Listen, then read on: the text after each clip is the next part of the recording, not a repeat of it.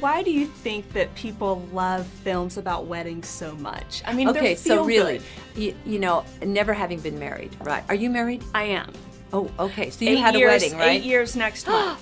I had a wedding, but if I had to do it all over again, I would elope.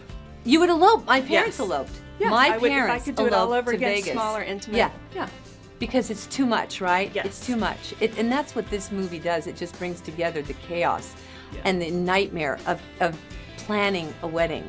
And the stories. The stories of everybody's problems. But in the end, of course, it's very moving.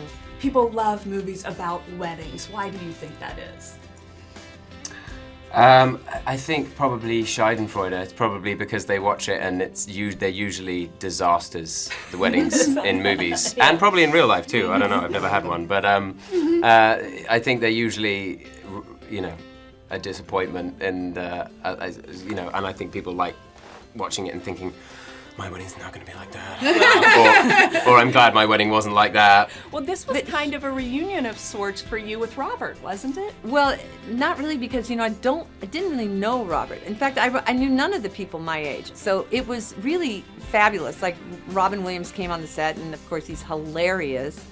And, you know, to get to know Robert De Niro, it was really a pleasure for me, because he's so not what I thought he was. Yeah. Well, do you know what I mean? He's a good person. So the fantasy of Robert De Niro, well, it was you well, got the to know him on a fantasy that I different had level. in the past was that he was unapproachable. Yeah. He was kind of a god at that time, the True. acting god. True. He and Pacino. What kind of advice would you give to someone who is about to take that step, that plunge, and walk down the aisle?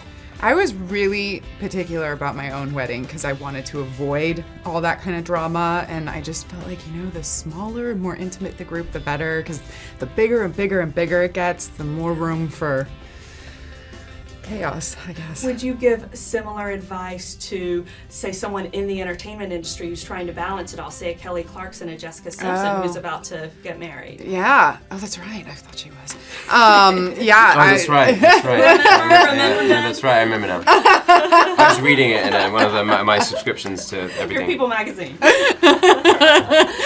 What the dress is gonna be, the Oh, flowers. gosh. Yeah, I You would pay say the attention. same thing. I would say keep it intimate and small. I mean, you want to include all the people you love most, but ultimately it's really just kind of the best party ever, and it should feel like that. It shouldn't feel like you have to stand in a receiving line for 4 hours thanking everyone for coming. You know, you want to have fun too. Who is someone at this point now that you haven't worked with? It's that weird, you would don't you love? think that? Yes. And wouldn't you think that there's a community of actors, you know, but there is no real community. We and all have of your these separate caliber. fiefdoms.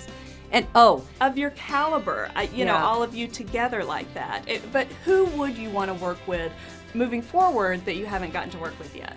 who would I like to? Ryan Gosling. Good one.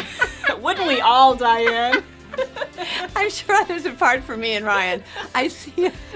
Yeah, no, I would love to work with him.